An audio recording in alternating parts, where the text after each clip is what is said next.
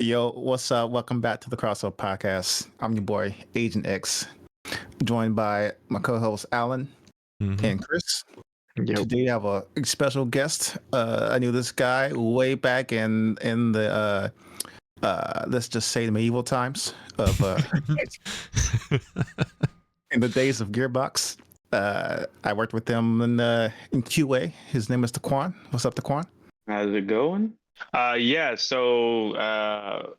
met Jeremy back at Gearbox doing QA for Borderlands 3. Worked on a few of the Borderlands adjacent things over there. He's hilarious. Stayed in touch over the years. I went to go and do some indie game development for a couple of years, and then ended up going over to Activision, was the operations producer for Warzone for 2 years, and now I am back doing my own thing again.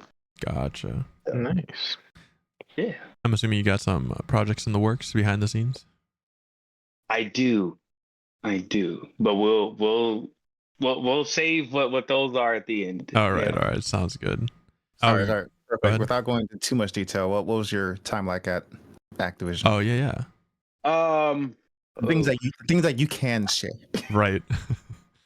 Well, I'll say it's kind of weird for me, like I've worked a lot with just like management and like studio head type individuals and the directors. So for me, it was pretty okay. Like I kind of got left my own little bubble, just like, hey, we need a better way of figuring out how to do costing and do this, that, and other. So I figured something out. I think they one of them gave me the joking name of like a data goblin. Like I just kind of like get my stuff and hide away and then like spit out whatever they ask you for. So it was not too crazy as far as like what I had to do. The overall working conditions for most though, that was pretty trash. Yeah. And I think as far as consistent direction on what needs to be done, that was also really rough. So was it rough because of like just being in the corporate environment, or just like not? Or is it like mismanagement or something else? I'd say mismanagement and like some incompetent people in different spots. Like I'm pretty sure people are decent at their jobs in certain scenarios, but when you're at a certain scale and you're doing like multi-studio things and everything is tied together and people's livelihood are based on your decision making, I'm like, you can't afford to make these type of mistakes. But yeah. Gotcha. One other question for me. How did you get besides Gearbox, why did you want to get into games?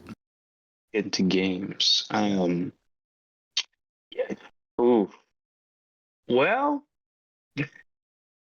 I'll be honest, I kind of fumbled into games because like I got out of the Marine Corps and then I held a roofing management gig for a bit.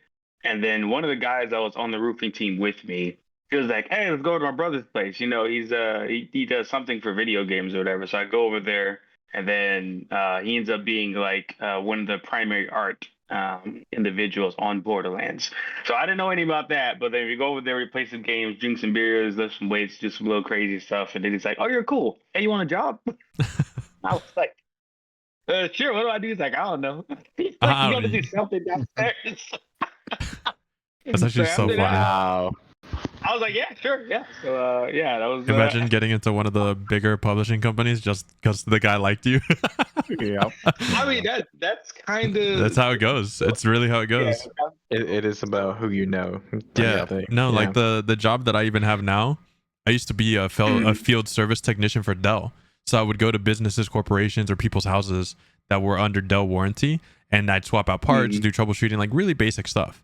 I went to the job that I'm at now, and they were getting a motherboard replaced on like these little small, like it's like this big, like small desktops that you see in offices. And so I just went in there to replace a motherboard. Because I'd been doing it for a few months now. It took me like 10-15 minutes. And then I went to the back, and one of the owners is like, hey, how much experience do you have with like network equipment? And I go, very little. Most of my experience is with like desktops, workstations, and servers, like things of that nature. And like he goes, network equipment is not that different. You want a job? And I was like, well, what do you mean?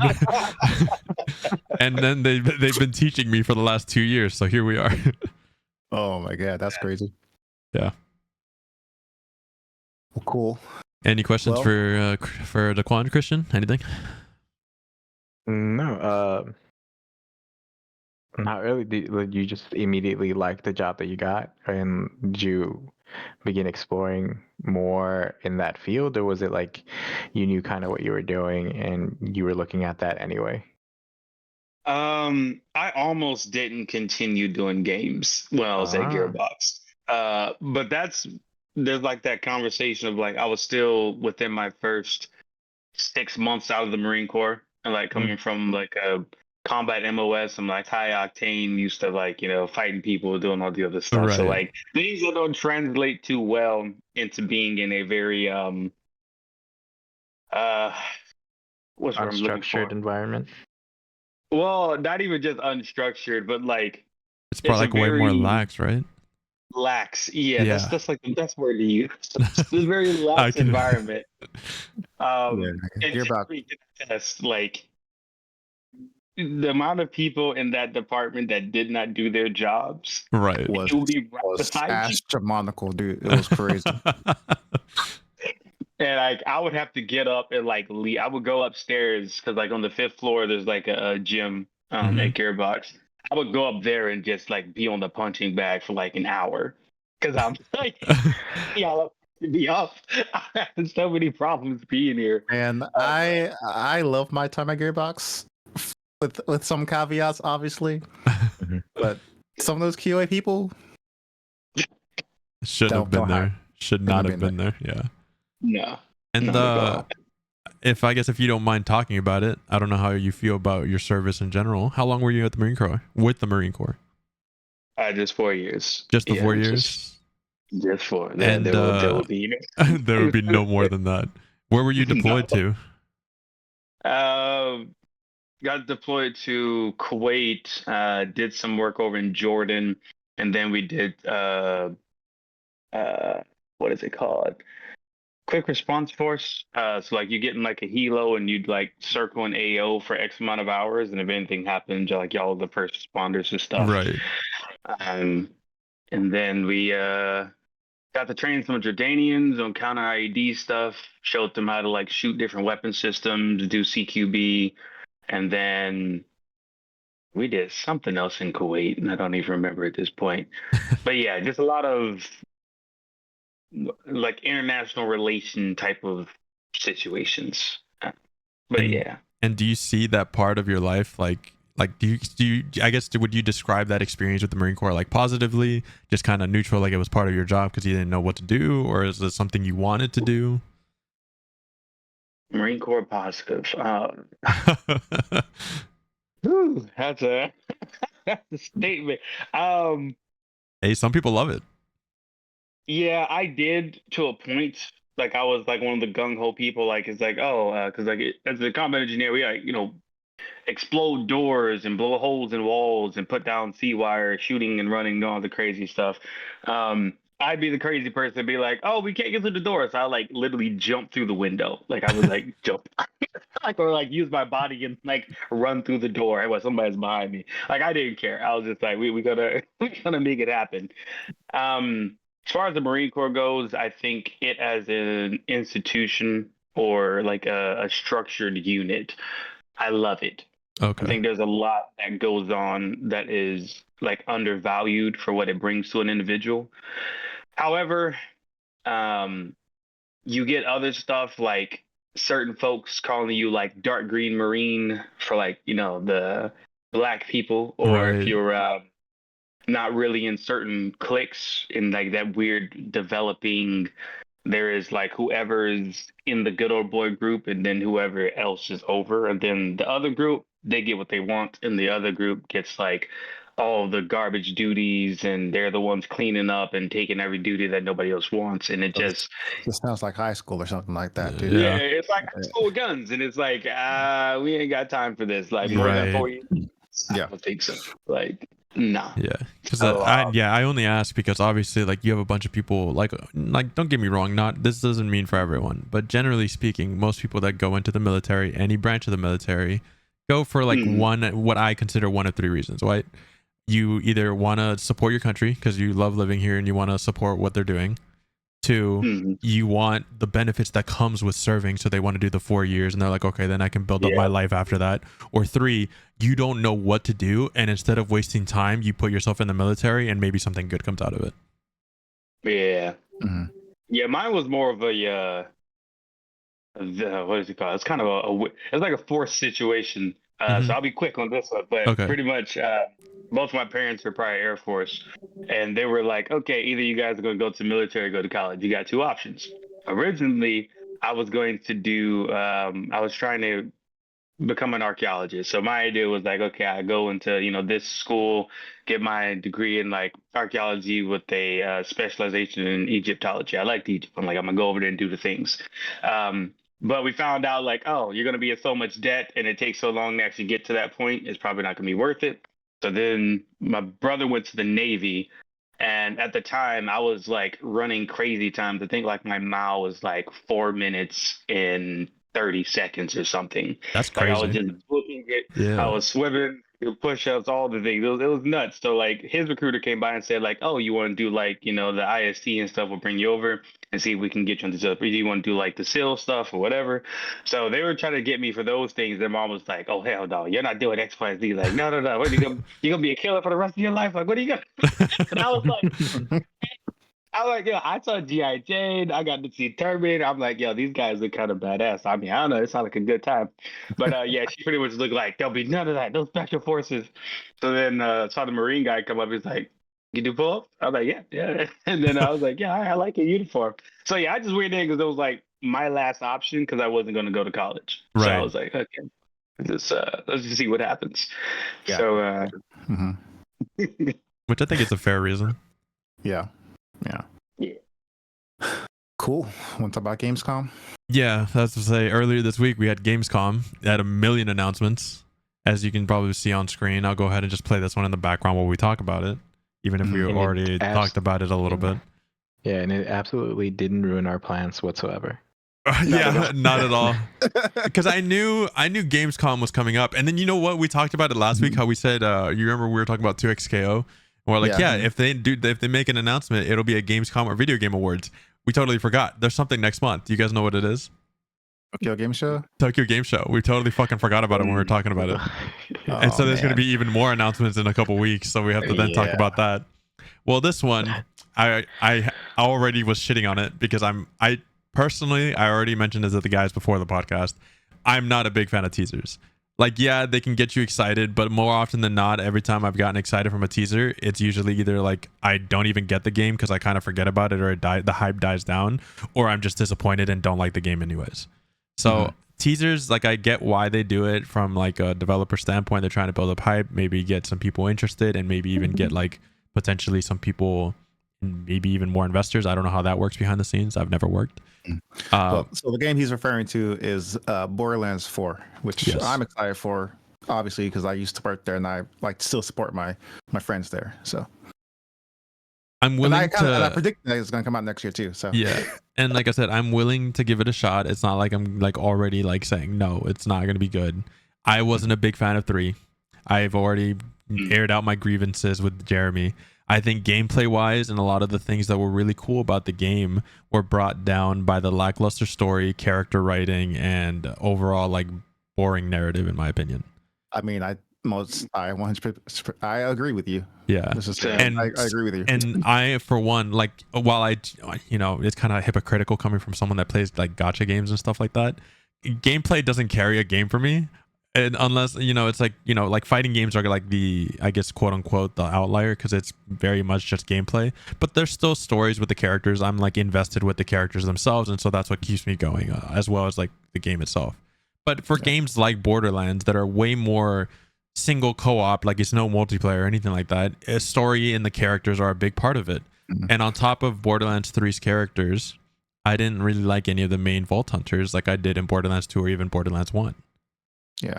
I think the Quan might agree with this, but if Borderlands 4 has a good villain, it doesn't have to be Handsome Jack level, right. It just has to be a very good villain. Then the game could be really good. If it's a really well written villain with some better characters, like very well character driven moments and stuff like that, like just better writing in that department, 100% this game would be a million times better. Yeah. Even if it plays very similar to 3, it would still be a way better game. Yeah. So almost if the game was good, then it would be good. Pretty much. I love this guy. If you want to simplify it, yes, that is exactly what it is. Cool. All right, what's next? All right, so we'll go on to the next announcement because this one doesn't show very much. This one is the Call of Duty trailer, the announcement. They showed off campaign gameplay. I'll be honest, I've kind of tuned out from Call of Duty. It's definitely not for me anymore. Yes, the Quan, I might.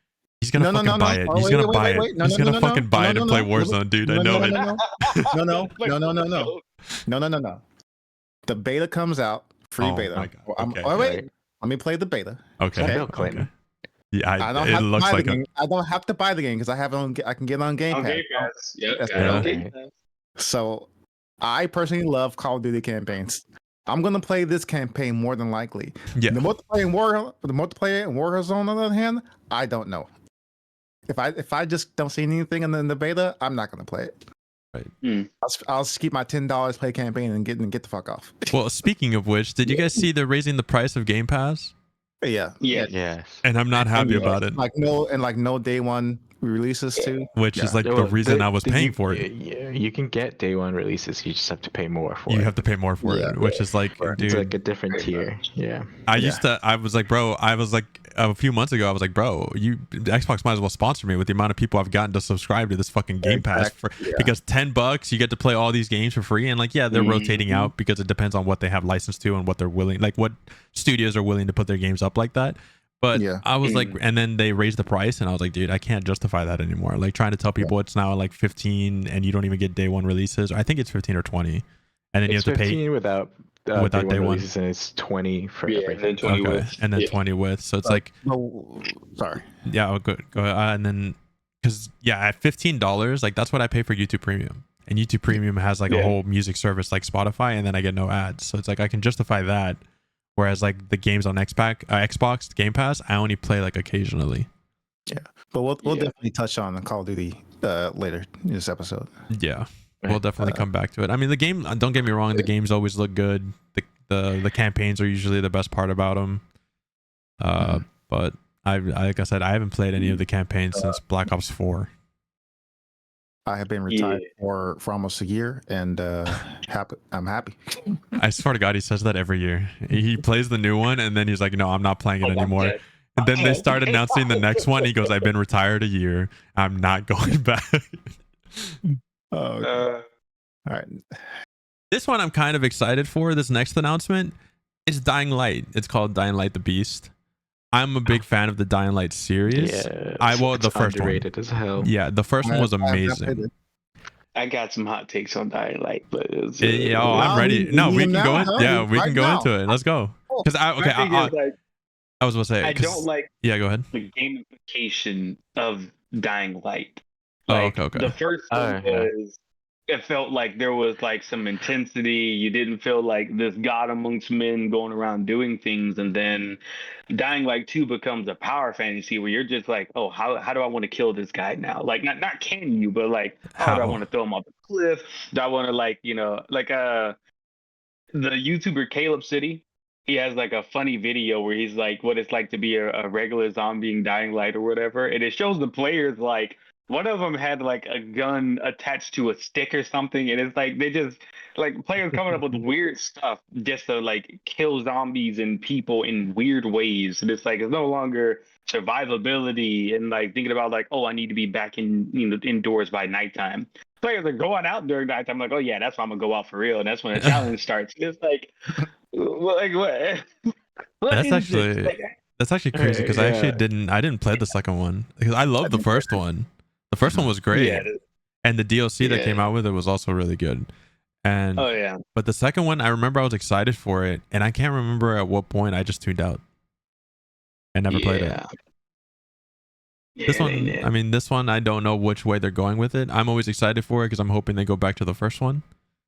But I heard this is the original protagonist from Dying Light. Yeah, it's the first person, but I don't know even what they're doing with that. So like, it's something. Cool. It's something. Well, next we have another Dragon Ball fighting game. This one I'm excited for because I'm not Dragon Ball fan. So yeah, it's have like 1,000 games, dude. But not all of them are good. Like, is it just Budokai with like a facelift? Yeah, it's just the Budokai. They even announced when they made the announcement, they even said it was like the next Budokai Tenkaichi like sequel, so to speak, and it even plays like it. So from what I understand, this is outdated information, so I don't know if it's even is still true. They have to make a game literally every year, or they lose the license for it. Yeah, I heard something about that. They have an exclusivity to that license, and it's literally for 1 year, and they have to renew it every single year with a new game, or they lose it, and obviously somebody else is going to bid for it. Right, because it's Dragon Ball, like. Yeah. So I guess like sounds like Disney. Definitely sounds like Disney. Yeah. So that's why every few years or so we get a really good one, and then in between we just get some like all right ones or really bad ones. Yep. Bro, that's insane. I mean, well, that, you know, to be honest though, like think about it, right? Because who owns the license to Dragon Ball? It's still Toei, right? Is it Toei? I think it's Toei. Yeah, I think it's Toei. And it's one of the biggest franchises in the world as far like anime and things of that nature or manga still to this day. Yeah, like imagine not having something like that. Like they'd be making so much money. Like they'd be losing so much money if they didn't. So like it makes sense why they do that. But again, it's kind of insane that they're like Bamco is just like forced to make a game every year to keep it. So otherwise they lose money. I was gonna ask why. I wish they had like these type of games at EVO at least like 1 year, but now I see why they don't. Right. Yeah. Because you just it's just gonna be a new one. Although I am waiting hopefully for a Dragon Ball Fighters 2. I would like to see that, but I am upset that Dragon Ball Fighters is the reason we're in top 6 for EVO now, and then it wasn't even at EVO after the rule change. So it's like, why did we go to top 6? Yeah. Game looks sick though. I'm excited. I mean, I grew up playing the Budokai games, so I'm always down for a game like this. It's just stupid fun. Yeah, same. Yeah, destroying a map. Let's go. Yeah, right. Just destroy the planet real quick for no reason. All right, this one I have opinions on, but we'll see what y'all think first. This is the announcement. This is the Dune Awakening, like an exclusive gameplay trailer. So go ahead, give your impressions, thoughts, opinions, and then I'll come in. I think it could be a good game if it's done correctly. Right now it looks okay, but I still need to see more of it. If I hadn't played the Mad Max video game, I would shit on this a lot harder as just being another like movie tie-in game. Nah, dude, that game's like good. Done by like a shitty studio, but that Mad Max game like completely changed my mind because that shit was phenomenal. It had no reason being as good as it was. It was very good. And, yeah, so like I'll give it a hard maybe, just to see like what it's actually like, but we'll see. I got reservations because of it being a Funcom game. Yeah. Of course. Like their designs for Conan are to me just I don't know. They got to evolve their design philosophies in order to make something like Dune works, because like they can make it pretty. Like the game is beautiful as far as like being an MMO. And it looks pretty decently optimized, but when it comes down to like you being in like the Dune universe, and like you mentioned about like movie tie-in, if you're trying to get somebody involved with like feeling like you're living on Dune or Arrakis, it's like I don't know if you can pull that off in an MMO. Like at this point, I feel like it's just going to be Conan with a Dune skin. Mhm. So that is where Yeah. my problems come from. Gotcha. Because of the Yeah. studio making it, my already issues and problems with Conan as a whole. And when they made the announcement, I was excited. Even as someone that hasn't watched the movies, right? I know about the world and I know a little bit about the book. I haven't read all of it, but I've read like the beginning. So I have like the basic rundown, right? But I was excited because I've seen like clips from the movie and the trailers, right? And it looks sick. It's super sci-fi and it's really cool. There's a lot of things you can do, very fantastical, right? And then they made the second trailer and announced it was an open world survival MMO. And then I saw the studio making it and I just said, so Conan 2. Pretty much. And Conan 2. So I think they went over it, right? The MMO functionality is going to work just like any of the survival games. It's just a server, and you could have like a bunch of random people if you're in an open server, or you just make a private server with friends, right? So like there's at least that aspect, which is kind of nice. So you can like only play with friends if you really wanted to. But at that point, it's like, why make it an MMO? Why not just make it a co-op survival, just like a bunch of the other co-op? I can't think of one off the top of my head right now. There's a million. But like, just why not do something like that and make it more story driven or like things Valheim of Valheim exactly, or V or V Rising. An MMO or no? I think that one's an MMO. Yeah, like V Rising, Valheim. Why not do something like that? You can tie in more story related things, progress as a group, and do things of that nature, and just have the one server. Even like, I mean, Minecraft doesn't really have a story, but they have the same similar structure, right? So I saw that, and then I saw how the game was starting to roll out. So I'm just like again, like one of the big aspects on what I think would be the big draw of being in the Dune universe is getting to explore more of those aspects of the world and the really cool things that make up the world and how it functions. So why take that away by making it this fucking MMO? And then so like you have these story moments, right? So how's that going to function in a fucking MMO server when you're in a public lobby? Yeah. Well, So what they did was... Oh, go ahead.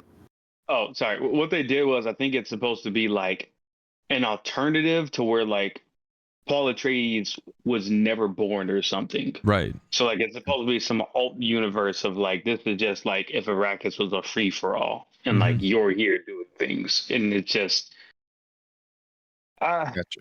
So this seems like more like a wait and see game.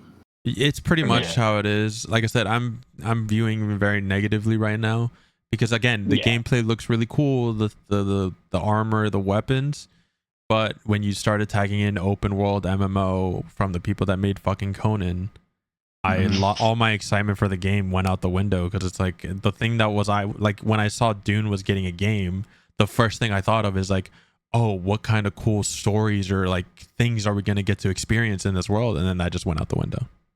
Gotcha. Yeah. Well, honestly, actually, go ahead. Yeah. No, go ahead. I was gonna move on, but go ahead. Oh yeah, I was gonna say, if it was up to, and no one's asking for my opinion here, but if it was up to me, I would take the gameplay formula of like Gears 2 and like use that to make a game about Dune. That'd be pretty cool. I fucking wish. Because that seems more because there's some weird thing developers always think like, oh, open world equals big and player feels small, but a lot of times players feel bigger because now they know they can play God in a sandbox. Versus like when you play a game like Gears, you're literally afraid of what's around the corner. Like, dude, I'm still very much on the boat that Gears is one of the most underrated series in gaming. Absolutely, dude. Especially even if you don't touch the multiplayer, if you only play the horde mode and story, it's one of the greatest games in especially modern history. I fucking love Gears. It's so underrated. And people would see like these big buff guys fighting monsters and they just think it's like a bro shooter like Call of Duty. No, it's one of my favorite series of all time. And if you guys, again, this is like me nerding out, quote unquote. There's a 2-hour video going over the whole Gears timeline and the story. And bro, there's so much that the games even don't cover. And there's some really cool stories from the books, comics, and like behind the scenes lore that y'all should definitely check out if you just want something in the background while working. It's worth the time. And if you haven't played those games, find a way to play them. They're still out there. All right, what's next? The next Genshin one is Impact. Genshin Impact We can on the skip this one. Xbox. You I guys- mean, I'll be real, bro. I don't see the appeal. I don't see the appeal to Genshin. I didn't know it wasn't on Xbox. It was only on PC and mobile. So this is its Yeah, first I know console. Like, well, no, it's on is it on the PlayStation? too. It's Yeah, on the it's on PlayStation. PlayStation. Okay, okay. PlayStation, yeah. Okay, well now it's on the Xbox too. There you Alright, go. well, let's move on then. Yeah. Monster Hunter Wilds. Now this is something I'm actually excited for. I mean, I'm okay. I loved World. I've played a few of the other Monster Hunters, like Try, 4, and Generations. And then World came out, and that was the first one where I was like, all right, I know it doesn't play like the other Monster Hunters, but this is the one like I invested like 600 plus hours into. Right. And then I was excited for the next iteration of Monster Hunter, and then Rise came out. I was not a fan of Rise. I didn't like how it played. I didn't like the wire bug mechanics. They were all right. I mean, I played Hammer, so it's not like the fucking wire bug mechanics really did anything. It just gave me a dash forward bonk. Like, I guess that's nice. So I think I'm definitely in the mind. Maybe like if it's, I don't know if it's 50-50 or majority or minority. I didn't like Rise. Gotcha. I never played Rise, but I'm very excited for this game though. Yes, I am very excited. All the weapons look sick. I love the new focus, the focus mechanic that they're adding in to kind of more focus your attacks instead of just kind of swinging wildly towards the monster. Yeah. They also are giving us what I think is a focus attack. Like it's cool. There's a really funny. I can actually pull it up because it makes me laugh every time. There's a really, really funny, what you call it? Yeah, here it is. It's a really funny video from a Japanese player, I guess, playing. That. It's so fucking funny to me. You could just do that with the hammer as you like walk up to a monster and then just fucking bonk it. I'm gonna do that shit all the time. That's crazy. Yeah, dude, it's just fucking hilarious. Well, this game comes out next year, hopefully early. Hopefully early. This is early 2025, right? Yeah. Yeah, I think so. Well, I think they said. I think they even gave us like a window. Didn't they say like Q2? I don't remember. I don't remember either. But I'm excited for it. I am excited. Any opinions or thoughts, Taquan? No, actually, we're Monster Hunter. I'm just happy that it's a good developer that takes care of their IP. Right. So, yeah, whatever they put out, I'm just happy for them. I am not the audience for Monster Hunter. I've tried. That's fair. I don't know. The combat is just very different for me. And I don't know. But it's beautiful games, tight gameplay. I hope they get a pretty good return for them and players get the game they want. Yeah, I can't blame you. It's definitely not for everyone. No. Yeah. Cool. Well, this one speaks for itself. At least if you know even a little bit about me or Jeremy, me specifically, I guess it's Fatal Fury. They are announcing more characters. This one's from Mai Shiranui. She's one of my favorite characters in SNK, and I'm glad that we finally get to see her because we know she's going to be in it. Obviously, like we heard her voice during one of the teaser trailers, and she looks just as good as she does in any iteration. I got kind of nervous. Why? Because they didn't show her original costume until later in the trailer. I was like, "Oh, is she gonna have her original costume?" Bro, there's no shot they wouldn't. I saw it and I was like, "Yeah, I saw the first one and I was like, okay, that's a cool design." But I was like, "We get the original costume, right?" And then like 20 seconds later, we got it. So I was like, "That's fine." So cool. Yeah, I'm excited for this game. So that's the reason I started playing King of Fighters, trying to get used to it. And let me tell you, I am so fucking bad at this game. It's insane. It's not, dude.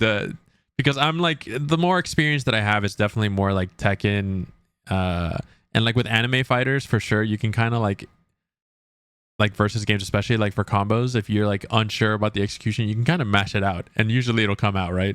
Like Dragon Ball Fighters, I do the same thing. Like I was like, okay, I got to do the combo extension here. I hit it like 30% of the time. Let me mash it out, and then it'll come out. And King of Fighters, I can't do that. They're super quick inputs and they're very precise. And trying to do that shit on a leverless, like pretzel motions, is very weird. But it's fun. It's a lot of fun. Cool. Next. The next one, I mean, it's you already talked about it a little bit. It's Civ 7. Civ 7. I didn't realize how much people love this game. Yeah, dude, it's fucking Yeah. it's fucking massive. I had the privilege to work on this game with their team, and I'm very happy that I did. So I hope the best that this game sells well, and I have no doubt that it will do well. So.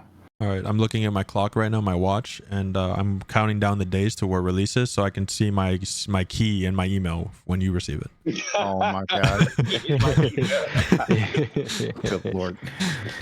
No, I mean I've never been like the biggest fan of these types of games. The last one I played was Civ 5, and unfortunately, I feel like this type of game isn't just like for like people like me, where my severe ADHD can't let me focus on a game like this for long periods of time. Like Civ 5, I think the longest I ever played Civ 5 was maybe 8 hours. Me and a bunch of friends were playing a game, and we got 8 hours into it, and then after that, I never got back on it. So it's a lot of fun. Long game to play. It's very long games to play, and like I get why people really like it.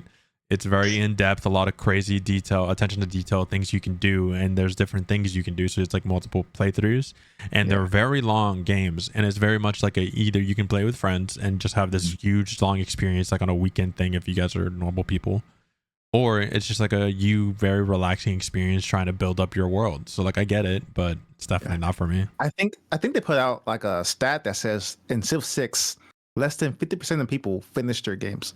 Yeah. I'm like, wow. That makes sense. Yeah, that definitely makes sense. So they're trying to like fix that aspect of the game, like make people like actually finish the games. Are they like speeding up how events happen, or what are they doing to fix that? If you can talk about it. So what they're doing is they mention it in like their gameplay thing. They're separating it into like 3 different eras, like antiquity, exploration, and modern. Okay. So you can start off in the antiquity, and you can basically like progress in your stages of civilization. So I think that like trying to get people more incentive to like push on, you know, instead of just sticking to one thing, sticking to one leader with this one civilization. You can pick a different leader with a different era that you want. So you can like mix and match. I think there's people trying to get people like incentives to like continue instead of like, just be stuck in one room, you know. So, can you confirm or deny that the minute that Gandhi touches nuclear weapons, he launches them immediately? That's a good question. I don't know. I swear to God, dude, I was playing a game, and this motherfucker comes at me. It was like we skipped ahead, so this is like me and my friends, and we had like CPUs playing with us. So Gandhi was there. I thought it was a meme, like people were just making fun of it because like Gandhi's like in history like very much fought for peace, and that's like everything that he stood for, right? He even reached out to me as I forget what it's called in the game, like something diplomacy, basically like saying, hey, it's a treaty, we're gonna not fight each other so we can build up our empire and go fight other people. I swear to God, not even 2 turns later he nuked me. Oh. I was like, oh, we play like this, huh? I was like, this has to be rigged. Like, there must be a clause in that treaty that says I'm getting nuked later if I accept. God. Yeah, so I thought it was a joke, but no, it happens, I guess. That's funny. Well, Civ 7 comes out next February 11th. That's not too long. No, and I think I saw an ad for it that the narrator for this one is that tall chick from Game of Thrones, the knight. Oh, Brianna Tarth. Yes. Oh, really? Gwendolyn. Yeah. Gwendolyn. Yeah. That's pretty cool. That is pretty cool. That's like a nice little touch, I guess. Yeah. I forgot the game has a narrator, I'll be honest. Just to show how much I really play it. Yeah. I mean, do we have to talk about this one? All right. I have to say something about this game. Okay, let's hear it. Yeah, we can say something. Yeah. How do you make a game? Yeah. Where you go to so many planets. Yeah, you have a ship and have a ship, but not have a driving vehicle to get around. But they make an ad about a driving vehicle you can drive with like a free update. Bro, game's been out for like almost a year. Have they? How do you not have cars in this game until now? I'm sorry to interrupt your rant. Have they fixed the issue? Can you land yourself yet, or is it still a cutscene? I think there's still a cutscene. You can't even land your own ship, dude. That's insane. Yeah. Like, I still want to go back and play the game, but at the same time, like, how do you not have these things in this game? Dude, I tried to play it. Sorry, Go one ahead. second. What if I told you that there was a game where you not only had a car, you also had mech, a tank, a submarine, and there's hundreds of thousands of planets you can explore, and you can land yourself and take off. Oh man, this sounds like a really well developed sounds- No Man's Sky. it sure does. Fucking No Man's Sky. They came out with the vehicle Oh. update, and they dropped like 4 vehicles in it. It was insane, and again, all free. A Oh my free God. update. Meanwhile, we have this 1.5-minute hype video of a car. Right. And I've seen gameplay for it. Like I guess people have it early or something because I saw it on Twitch, Yeah. and they were like, "Oh yeah, let's explore it. Let's go to the mountain," because like a big thing when the trailers were coming out was like, if you see that mountain, you can climb that mountain. It was buggy. Yeah. Like he's hidden every rock. They clearly didn't test this, like to be That's able to so go over funny. like rough surface. So he's like hidden every pebble I- and gets stopped from like apparently nothing. They have to be in the meeting. It's like we can tell them they can get up there, but just because we tell them doesn't mean they will. Exactly. Daquan, you're awfully quiet. You want to defend your homeboy Todd Howard or what? I would say this, and Jeremy knows I am a fan of. The worst game in history. Look, Skyrim is my favorite game. I love it. Right, like I mentioned, I wanted to be an archaeologist. I like people taking like that older thing and kind of like trying to modernize it so people can enjoy those things. The translation between it, I think Todd Howard is a fantastic designer. Mhm. So Skyrim to Fallout 4 and even some of 76, I was like, all right, I see what's going on here. I can appreciate it. But I do think that whenever Microsoft acquired them, and I'm saying the same thing about Obsidian as well, because Avowed, I put that kind of in the same pocket. I know it's not on the list, but just want to bring this up here. I think the AAA developers are kind of stuck in a what is AAA to them and what is an amazing title for them versus like the market. Because like you mentioned, if No Man's Sky has vehicles and you can fly from here to there, why does this company have like the balls to say like, oh, this is going to be a trailer that we have one vehicle to drive around in? Bro. And it's like, well, for them, they're like, well, Bethesda, we don't do vehicles, so it's crazy, right? And it's like, no, No, it's it not. isn't. It's not. Yeah, no. Even I with the forgot about Avowed too, by the way. yeah, even with Avowed, like you look at and I'm not trying to, I know there's art direction and graphics, conversation, all the above, but that game doesn't look that good. Like it kind of looks like somebody took a palette of colors and just swath it on top of an Obsidian first-person game, Yeah. and I'm like, what is this? Like the trailer y'all had made everyone felt like, okay, this is like a stylized Witcher in first person. The first trailer where it has like the arrow drop and it's like, yeah, doing little crazy things. Like, yeah, we're gonna be up for this. And then they show people and it looks like, oh my god, y'all need to stop worrying about graphical fidelity and like this is just a strong art direction. It's like, no, It the just doesn't AAA look space good. you got.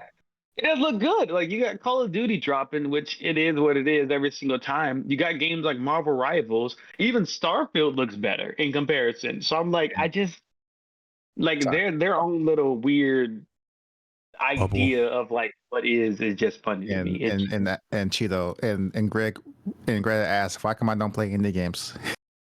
Well, I just like to look at AAA better. But yeah, I just do. I mean, I guess, but when like half the games in AAA are either bland or not that great, that's where I go to the other stuff. Yeah. And honestly, gotta be pick and choosy, man. Gotta be pick and choosy. I don't know if you can say indie because Baldur's Gate 3 is a beautiful game and it's Absolutely. indie. I mean, that is indie, yes. It is indie. It's also just a phenomenal game in general. 100%. I know, again, with Starfield, I didn't play very much. I played like maybe 2 hours, but it just felt like a more bland, slightly futuristic Fallout. Oh, 100%. And without any of the character or like fun of Fallout. And so I was like, all right, well, I've had my fill. Thank God I paid $10 as in the Game Pass to play it.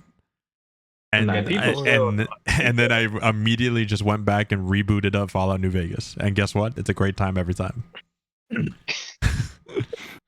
All right, cool. Next up. God, I don't like this game. You don't like Marvel Rivals? No, not Marvel Rivals. I'm talking Starfield. Oh, okay. Oh, I was about to say, damn. He's like, I tasted. Now this game looks promising. This game looks like a lot of fun. I haven't played it. I kind of wish I got into the beta, but I've seen a lot of clips on TikTok and stuff. And I mean, like, you can say what you want, right? Everyone always brings it up. It just looks like Overwatch, but with Marvel. When you're not fucking sitting there grinding it out, blowing your brains out in ranked, Overwatch is a lot of fun. So if this is just Overwatch with Marvel characters and it plays similarly, if not better, I'm gonna play it and it's gonna be a lot of fun. Not only is it free to play, but you get all the characters for free. Oh yeah. The funny part to me is I don't think this game is anything like Overwatch. Yeah, I haven't played it, so I don't know. I put some hours into it. I got lucky enough to actually get a key for this. And I'm like, okay. Yeah, did too. Yeah, I'm like, I don't think this game is anything like Overwatch. Like, I think the comparison for the game mode might be like, yeah, there's a payload you get from one spot to the next. I'm like, but there's so many games that do that. Right. And more games than Overwatch. This game honestly feels more like a party fighter. Okay. Like, it's almost like the idea of Smash Bros, where you just have like a general kit, and everyone. You're losing me now. Well, I'm saying like it's like a general kit, and everyone kind of can understand the stage, and you're just going at it. Because in Overwatch, there's some strategy. And I'm not saying for all the tryhards of Marvel Rivals, the game ain't even out yet, but somebody probably has something to say about this. I don't think you have to be good or even skillful to enjoy Marvel Rivals. Like, they put it to where you can play your favorite character and you're just enjoying being the character in the scene. And that's why I make the comparison to Smash Bros. Because, like, you don't have to be good at Smash Bros. To enjoy Smash Bros. You can just hop in as Snake and, put some grenades down and, like, watch people fly off and be like, haha, look, I got you. And that's it. But you lose to Marvel Rivals is not crazy. It's a fun time, which makes sense why they let you have every character off rip. Because if people can play their favorite character to begin with, they're more likely to just play the game. Also more likely to invest time and money. Exactly, time and money. So it's like I wouldn't put this in the category of like a hero shooter. I think it's literally like just like an arcadey. I don't know. Go ahead. All right, go ahead. My only complaint about the characters is Rocket Raccoon. I don't like that he's. I don't like that he's a support character. Healer. Why is he a support character? What the fuck? Yes. That doesn't make sense at all. No, it does not. That's Okay. my only complaint. Okay, so what I was gonna ask, because of how it's looking, like I haven't looked at the gameplay too much or anything like that, because again, I was hoping to get into the beta and play it myself. So yeah. Did you guys ever play Paragon? Yes, I did. Does it play similar to the Paragon? No. No. Fuck. Damn. Okay. I was hoping.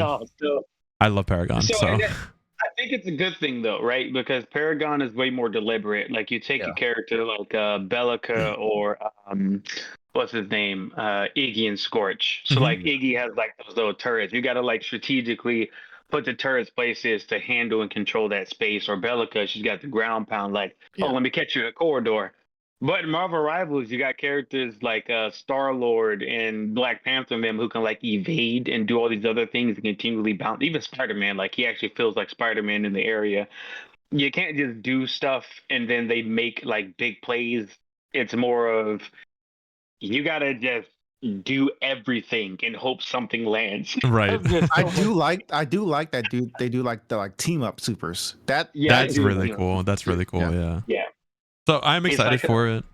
Yeah, for sure. What's that old game? And it's funny, Raven made it too. Bro, so many things that make me upset about me getting hired at Raven and then realizing who they were.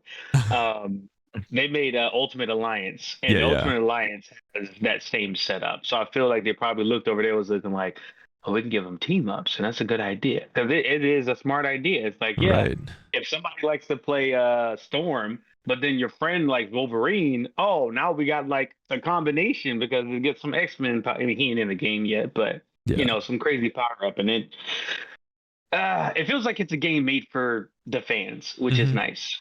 I like that. Which is always really positive seeing. Now, that being said, since you guys got to play it, what did you think of like the monetization? Where do you think they're going to get their money from? The skins. It's skins, The normal stuff, they're good. really. Yeah. I think they're going to get it from the skins. And honestly, this is the type of game. First of all, I don't know why it took them so long to make this type of game. This is just baffling to me. But I'm pretty sure they will get it from the skins because they'll get it from the skins and they'll get money from whatever investors because of the amount of concurrent players that they have. So, yeah, they probably don't even need to do a battle pass, to be honest. Like, if they do it, honestly, they might even be smart and do something to where you have like a multi-tiered battle pass and most of the things can be free just to push you to go to the shop because you've saved money on the battle pass. Right. So if they're smart, I think that's what'll probably happen. Gotcha. Can we also talk about the artistic style and design choice here? I think the game looks phenomenal. Oh, it's phenomenal. Yeah. Absolutely. It looks so 100%. cool. I think they picked such a cool, like, not cartoony, but like, I would call it more cartoony look to make it like, the fantastical powers still look really cool and they could get more crazy. Sorry, it reminds me of like Smite a little bit, just a little bit of Smite. Yeah, that's I could see that. Alex.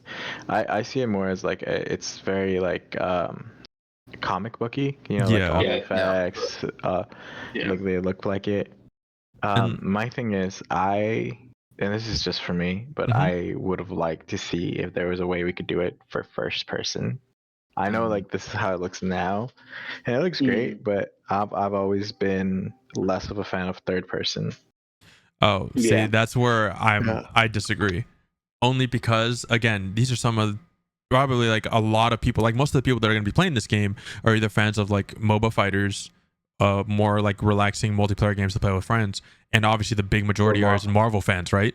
And Marvel fans are going to be playing their favorite character. And to get people like them to pay money, they want to look at their characters and look at those characters and skins. So I think third person was the best decision they could have made, and I prefer that. Yeah, I agree. Very much. Cool. Any more thoughts on this? Also, it's coming out sooner than I thought. December. Oh yeah. Yeah, December. Which I mean, that like I said, I'm down. It just means we can play it sooner, right? That's what I'm going to be doing Christmas Day. I will say the one thing that bothers me about this is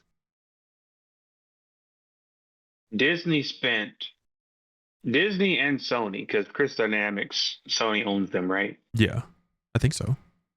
So between Disney and Sony, they wasted so much money on Marvel Avengers. I don't want to talk about it. So much money. And then who makes this one? It's not NetEase, right? It's NetEase. Yeah. NetEase swoops in and it's like hold my beer. Let me go and handle this real quick. And it's like, what? Where those hundreds of millions of dollars from Marvel's Avengers go to? Yeah. NetEase. It's just another.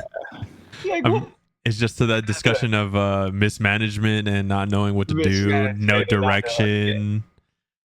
And that's much, that's what I kind of hate though, right? Because like a lot of the times, most studios, I don't know how it goes behind the scenes, but I'm assuming a lot of studios don't necessarily always get to choose what to work on, correct? They do. They do always? So that's the wild part. That the crazy part, and I'm just going to say this, as far as the developer on what they get to do, the higher ups at these studios have the final say on what happens. Right. Like they say like, oh, the publisher or like our parent company is like, no publisher is going to put your studio at risk for failure if you do not agree to doing something. Right. Like you got to tell them like, yeah, we got the manpower. Like they do that costing thing like bi-weekly, if even at most studios, where they say like, okay, here's our resources, here's how many extra people we have, and like what type of game do you want to make? Let's set it up. Let's do some pre-production. Let's do some forecasting and see what that would look like over this amount of time. And most of the time, the developers lie about their manpower because they just want to work on something else. And every time they say yes, they get more money from the parent company. So it's like, These developers just be lying about their capabilities, and then when they flop, it's like, oh, the publishers forced them to make a game they want. I was like, no. This is on the developer. Let me ask you this: how can you justify Redfall and Suicide Squad? Oh Lord. Because we all know Suicide Squad should not have been made. No, it should not have been made. But to the point is, I think both of those studios wanted to work on those games. The difference is, I think the timing was just bad.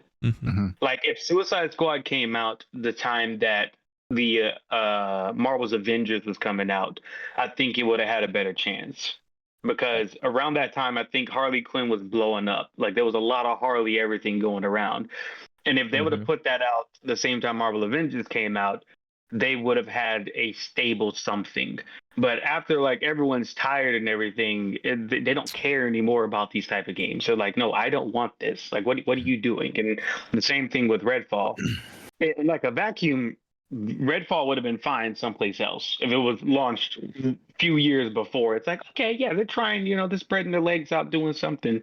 But when you have better games that's kind of like stood themselves down, where you got like Warframe, you got people when Destiny was at its peak, you got all these live service experiences. You can't expect to just jump in and do something and then be looking like, but see, we make all these other good games, right? So y'all should play our game. And then it's like, no, it's garbage. Like this is, in the time you released it, it's bad. The developer, you messed up. So I do kind of agree with you, right? Because I do think, just like you said, if they were made earlier, they would have had a better chance. But if I'm sitting here thinking, like you said that, and the first thought in my head was, would they though? Because I'm thinking back of like what the games actually were, and I still think they would have flopped. I don't think they would have done well if they came out in the state that they came out today. But they would have had, I think, a bigger initial audience for sure.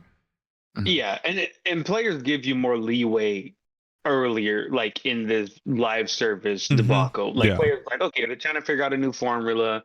Players are still trying to get their footing in, like how they can adapt to this new system. And I'm like, as far as, because even Fallout 76 is a great example.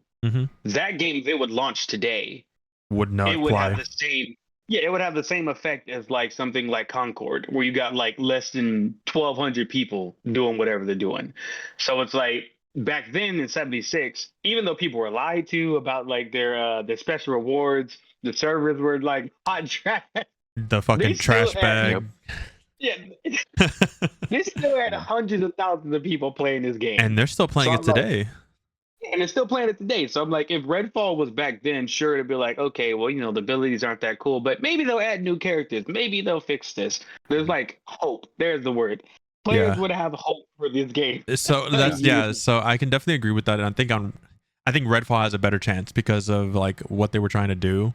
And I think for sure, if it's like, let's say even 6-7 years earlier, there's probably a good chance that Redfall would still be playing today. But I can't 100%. See that with Suicide Squad with the way the story and everything went. Yeah, the story is another. It's another issue altogether. That's another, Like the live service template and the gameplay and the way that loot works and stuff, it's its own problem. And people, like, again, if the game came out earlier and people were willing to say, like, okay, I can see maybe what they were trying to go for, they would have had time to improve it. Like, now that's not going to happen, right? But then you have the issue of the story. With at least Redfall, again, the story wasn't that good either. But I guess maybe the world could be something a little bit, because Redfall again is an original IP, so there's no expectations or anything. It's you have a little more leeway and you can make stuff work. With Suicide Squad already being established and people knowing it from comic books and all these people, there's more expectation and things of that. So even early, like even 10 years earlier, that game would have still flopped. Pretty much, yeah. And something funny too, on top of the thing with the developer, not the publisher. And WB's one of their earnings call, I think one of their executives over their gaming division made a statement of like, we need to just start licensing our games out, like licensing our titles out to other studios. Like we need, like pretty much who wants a license? Right. Like, come on, like somebody make a good game here. So I'm like, yeah, I don't think WB sat down and said like, oh, you 4 studios make this game. Like, no, they. Yeah, I think publishers get too much of a bad rep when developers just get to hide behind them. Right. But The one that just randomly made me think of, again, it's like similar but not exactly what you're talking about, is you always hear after a new game, like specifically the last two Final Fantasy VII remakes, Square Enix loves to make their announcement of how the games did. And despite how much fucking money they're printing with Final Fantasy 14, if fucking their other games don't sell millions and millions and millions, like billions of dollars, it's like a failure. Even though Final Fantasy VII Remake 1 and 2 sold extremely well for being console exclusives, because these motherfuckers don't want to ever 16. Release it. Even 16. Even 16. They sold extremely well for a console exclusive title, and they're just like, no, I didn't sell enough. It's a failure. I think it's fucking wild. Squares is weird like that, dude. I don't know. But yeah, I think they're definitely gonna start releasing on PC. Yeah, they're gonna have to for sure. Well, see, that's my thing, right? Like, they do it anyways. Like, we got remake like 2 years later. Final Fantasy 16 is coming out later this year, if not early next year. I don't remember when the release window is. Next month. Oh, is it next month? Oh, dude, I missed it entirely. Jesus. So they're like, if you guys are planning on releasing it on PC, why not just do both? You would make so much more money. Yeah. Well, it's probably also the console contracts. It's definitely the console contract stuff, and that's what I hate. I can't stand that shit. And then there's also the fact that some people don't want to wait for PC, so they'll just buy it on console, play it until the game comes out on PC, and then just buy it on PC. Buy it again. Yeah. Yep. Just it's one of those things where, like, just because you can't do it doesn't mean there's not somebody out there that is doing it. Yeah, well, that's the problem. That's the reason EA gets away with their shit every year. You guys are the problem. Stop it. 100%. EA. Motherfuckers buying FIFA just to spend thousands of dollars and do the same thing next year. It's wild. Same for Madden. Wild. Same for NBA 2K. Bro, honestly, I like those people. I'm gonna be honest. I like them. You wanna know why?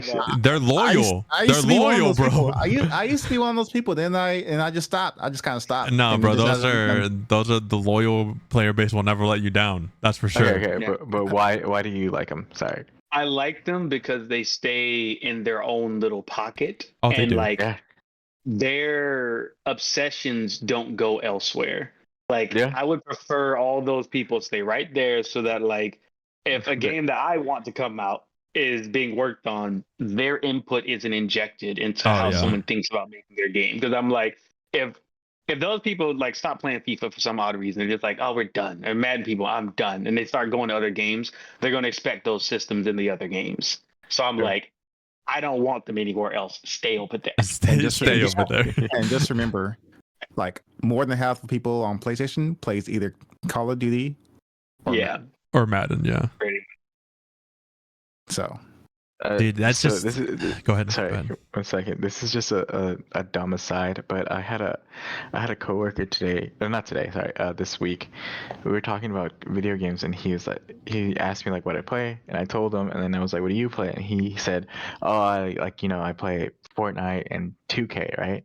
So when somebody tells you, I play 2K, what's the game that comes to your mind? NBA. Immediately NBA. Yeah. NBA, right? Tell me why this dude was like, so I was like, oh, you play NBA 2K? And he's like, no, WWE. Wrestling. I was like, I've never in my life heard somebody call it 2K when they're talking about a wrestling game. I've never. It's just WWE. I would definitely say WWE. Yeah, WWE. Yeah. I've never heard somebody. So it just caught me off guard because I was like, oh, I didn't know you play basketball games. Yeah, that would catch me off guard too. Yep. Yeah, dude, I want to know their their thought process on how they can justify all that money. I don't know, because you have us gotcha gamers are just as deranged as they are, but at least our games last 7, 8, 10 years, right? So the money we spend is at least quote unquote used throughout those years, an investment. Right? Whereas Madden, 2K, he can look FIFA, at his PNG anytime, right? I can pull it up right now. Azure Lane's been around for 6 years; they're still there. But FIFA, Madden, and 2K, you guys are spending money for your pay-to-win multiplayer Ultimate Team, and then guess what? You start all over again next year. Yep. So it's feeling big for a little while. Yeah, I guess. Doing it all over again. So I never understood it, but hey, if that's what you do, go for it, bro. It's your money. Yeah. All right, we'll move on to the next All right. announcement. So this one I'm very this- excited about. Dude, If you, this is Love Death. If you've seen Love Death and Robots, you will probably like this too. Why is Concord on here? So I'm gonna quickly go down. So first of all, What? Secret Level is a TV anthology series. It's coming out on Amazon. So I'm gonna quickly go down the list of games: Pac-Man, Warhammer 4000, let's fucking go. Concord, Never heard of him. Mega Man, That's cool. Unreal Tournament, Yeah, that's New good. World. Yeah, New World. I don't know why. I mean, It's Amazon, Prime. It's so- Prime. Yeah. Armor Core. Let's fucking go. Exactly. Splunky. That one's fine. That's fine, I guess. Honor of Kings. That one's Alright. whatever. Seafood, which might be fucking dope. as That's shit. gonna be dope. That's gonna be dope. Dungeons and Dragons. Hell yeah. The Outer Worlds. That's whatever. Crossfire. But no, that's the Korean shooter. Yeah, I think so. Yeah. Exodus. All right. And then PlayStation, which I believe includes God of War, God of War. Ghost of Tsushima. There might be something else in there, but I know those two are in there for sure. What is the rubric for getting these things? Because like you got Concord and Spelunky and Honor of Kings on the same list. Well, it depends on who their publishers and studios are, because then they throw money. It's just weird to me. And Like Concord just came out too. Well, that's what I isn't Honor of Kings a mobile game? yeah, it's the largest mobile game on the planet. Like Yeah. it's like That's probably why they got it. it's disturbing. Oh, But that's what I'm saying, I like, actually didn't know that. I didn't know that. yeah, either. it's crazy. Like they make disgusting amount of money. Like it's wild. Oh, Yeah. that's why. That's like, Yeah, that's hey, probably why. it's the most popular mobile game in the planet. Let's put a mobile game in here.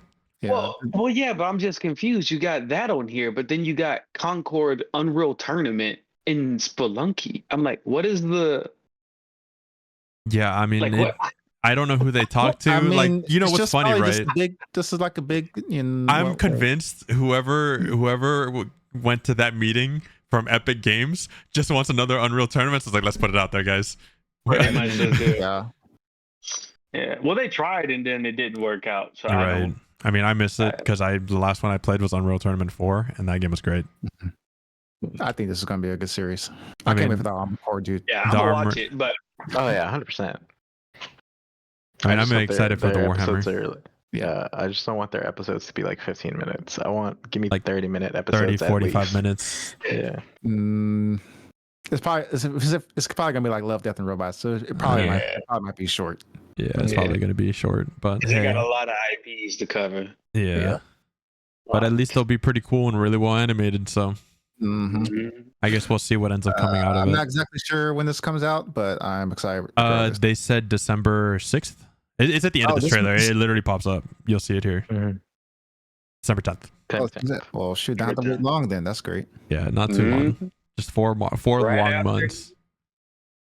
You Yeah. know what? We can play. We can queue up for Marvel Rivals, and we'll count down when it comes out, and we'll just start watching it. Exactly. All right, So cool. extremely excited, especially when I saw the opening scene of fucking Warhammer, dude. I was in. Mhm. Indiana Jones. I don't know who asked for this game. Todd I Howard asked for I'm just gonna say it right now. I don't know who asked for this game. Todd Howard asked for this game, so he got it. yeah. He said, "I want to and the make thing it." And he is, said, "Fair." So, the thing is, right? I thought the same thing. I was like, who wants an Indiana Jones game? But then you look online, and there's like a pretty like overwhelming majority of people that are really excited and hopeful for this game. And I was like really caught off guard with how many people were like excited for it. And like, don't get me wrong, I love the original Indiana Jones movies. I still Right. watch them occasionally because they're so much fun. Obviously, Harrison Ford is a great dude. Yeah.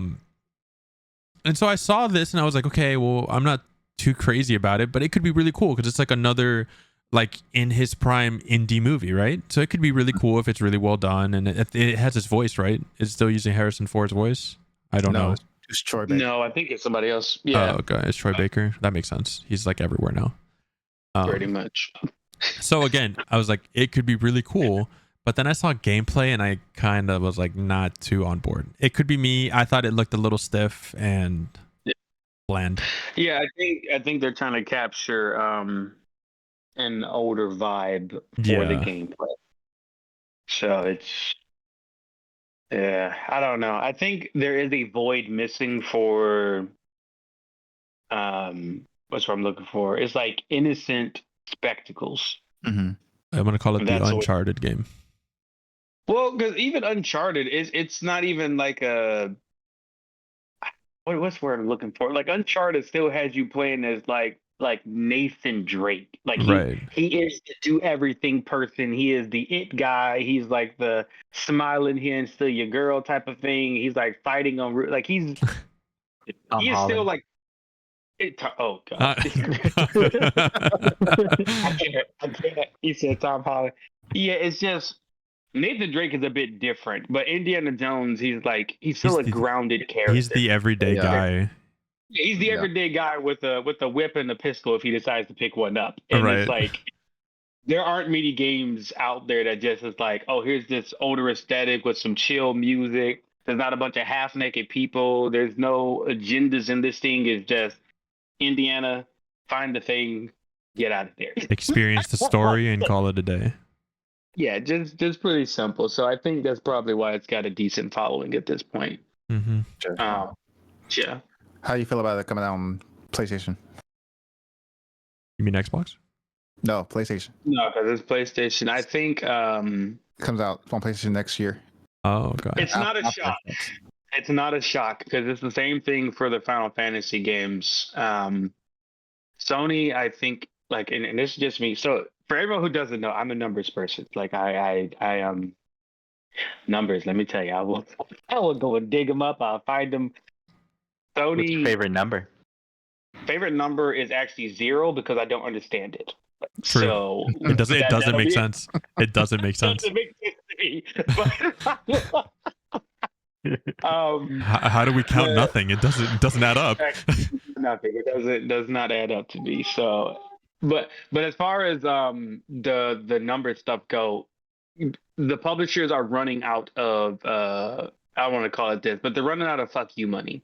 Mm-hmm. So in order to keep a line to where it's like, oh yeah, we can take a few risks because they know at this point taking risk is where the money is. Games like Helldivers 2, if Sony did take a risk on Helldivers 2, and I think they were put in the top 7 most lucrative games Sony has ever put out there. And it's crazy because like it's like 3 months they broke that record. But they're realizing we need to take risk in order to make this money, but in order to take risks, we need extra money. So now it's like, well, we have to put on PC. We can't just be stuck on console because there's not enough console gamers anymore. People stop purchasing them. I think they're at like a 30% loss in how many people bought consoles versus last year or like the last generation. Yeah. So, well, it's that. Sorry. Yeah. It's just that it leads back to the infinite growth illusion, right? You there's only so much population and there's only so much money to go around. There's no way you can keep up with those numbers. They're never going to keep going up, right? Yeah. I think we definitely are close to hitting that saturation in the market where it's just like anybody who wants to play video games has their video game, right? Yeah. Pretty much. Sorry, go ahead. There you go. But yeah, I think sorry, the lady texted said she was heading out. I'm like, okay. But yeah, as far as the game coming to PlayStation, I think it's still a pretty smart move. Because again, like why not? Like the console exclusivity is kind of stupid to begin with to me. I think you should make it for each platform. And granted, for a developer, that's hell because you got so many other platforms to be concerned about. But if you're paid the money, and that's another conversation too. This is sidebar. Developers are incompetent these days, and it's wild. It's just wild. But you should be able to pay a developer $90 million or $120 million to develop these games, and they get it to multiple platforms because let people play the game on the console they want. If you want to be a cozy gamer and have your Switch and play Indiana Jones, very well. If you want to be the guy with the white PlayStation, with the white room, with the nice desk, with the earthy little look to be aesthetic, let them do it. Or Xbox, whatever. Like, it's just, it doesn't make any sense. Like, it's so stupid. You make money either way. Yeah. So, yeah. Well, this game comes out December 9th of this year for Xbox. That's 3 games in 1 week. Yeah, Three yeah. games 1 week, and we It know is which one a will busy be skipped. week. Yeah. And I was like, yeah, this is unfortunately this one will be skipped, and I'll check back on it. Yeah. Cool. The last game. It's a game I would like to play, but So I haven't played any of the Mafia games except the first one, mhm. and that was Mm, man, Yeah, I was you a can play a little, little bit I was a of little two. too young for that. mm, Is 2 the one with the black dude? Or is that 3? I think so. I I think that's that's 3. No, Okay, it might be 3. it's the Is newer that one. the- It's the newer one, right? oh, that is The newer 3. one. Yeah, Mafia. Okay, Yeah. I played a little bit of that. It was pretty cool for the like. It's a 2 cool hours. game. It's a really cool game. Yeah. Yeah. Unfortunately, I don't have a whole lot to say about it other than, I mean, I really like the first one, Mhm. and I don't remember much about it. It kind of was just an interesting, more fun GTA at the time. Yeah, so I might give it a shot when it comes out. Cool. Did you ever play any of the No. Mafia games, Christian? I did not. I think the only one that I ever saw was like Funhouse guys playing it, and that was it. Gotcha. Okay. Sweet. So Well, that that is was the last Gamescom. of that is the last of Gamescom And finally. holy shit, it's been like an hour and 20 minutes. Yeah. Yeah, so that covers everything at Gamescom. Yes. So something we like to do, Daquan, at the end of the episode is we like to go over what we enjoyed this week, whether it's music, anime, movies, video games, you're reading a book, playing games on your phone, whatever the case may be. And so do you want to go ahead? Let's start with Jeremy. That way you can see kind of what he does, and then you can go on from there. Okay. All right, cool. For me, I've been still reading Mistborn. I'm on chapter 5. Nice. Still reading 14. Unfortunately. Yesterday, oh my god, whatever. Yesterday, I made burnt end pork belly. Oh, nice. Ooh. That shit was so Wow. good. That sounds good. Making it again this week. That sounds It was good. great. So I've been really enjoying grilling. So Nice. That's true. Oh yeah, you got a grill. actually, let me. I can already picture Jeremy just outside in his flip flops, no shirt, just shorts, just in his big ass backyard, and he's only in the one area by himself grilling. We don't do flip flops in this house. I don't. All right, my bad. It's the Crocs. My bad. There's a picture of it right there. That shit was good, dude. Oh yeah, that does look really good. Let me go ahead and pull it up here. That shit does look good. Mm. All right, that's it for me. All right, Nice, so nice. Daquan, what have you enjoyed this week? Well, I enjoyed. I played Ace Combat 7 on my first Ace Combat game. Played that, got destroyed. Yeah, that's usually how that goes. I put together 2 game design documents, and just listened to a bunch of older music, I guess, like early 2000 stuff. Oh, okay. Nice. A lot of that pops up. The dad rock. The Nice. dad rock. Yeah, well, yeah, like some listen to Strata, listen to some Evanescence, listen to Oh boy. Yeah. what's the what's the people? Alter Bridge. Oh yeah, you're going real early 2000s rock. Yeah, dude, I see it. I see the vision. Yeah. But yeah, that's probably it. Yeah. Okay. Nice. Chris, what about you? I finished the book 5 of He Who Fights with Monsters, and so I'm like halfway through the series. So I decided to take a little break, and now I'm reading Service Model by Adrian Chaskovsky. Oh, okay. It's kind of like he's the same guy that wrote the Murder Bot series, so it's just like a robot gone rogue crazy. Yeah. So I just started that one. It's really fascinating so far. I always like stories like that. I mean, it's kind of like iRobot, right? Yeah, basically, but like at least his style of writing, it's very sarcastic and like very witty. So I like it. That's cool. I need to check that book out. Mm-hmm. All right, as far as for me, I'm back to Fusion and Tekken. I've been practicing, getting back up there. Yeah, the blue ranks for those that don't know it by name. Other than that, really, I mean, I've just been playing Tekken. I picked up King of Fighters. That's going horrendously, as I imagined. And I'm finally, even though I've already gone through the story on the mobile game, I'm watching the Fate Grand Order Camelot movies, which goes over like chapter or it's the sixth singularities, sixth of the Fate Grand Order mobile game. It's been pretty good so far. Not like amazing or anything like that, but the animation's been okay so far. Nothing crazy. It's the first half, so Yeah. It's been a good chill week, mostly Tekken really. Nice. So, and then for everyone else, Daquan will be joining us again next week. We will be talking about FPS games, maybe go in depth a little bit, talk about the history, maybe our thoughts on the FPS genre as a whole. We'll probably talk about some games, probably the more popular ones that are currently going on right now. Yep. And so look forward to that. Any final remarks, thoughts, impressions, questions? Well, not much for me. Gamescom was, A it lot. was all right. It was a lot. It was a lot. It was. I think it was much better than Summer Game Fest. I would say that. Yeah, In terms, for sure. in terms of some in terms of like some announcements. Maybe some announcements. Yeah, I would say that. Mm-hmm. So I'm excited for like maybe less than half of these, but I'll give them a shot though. All right, then we'll go ahead. Thanks for listening this week, and we hope to see you again next week. All right. Yeah. Peace.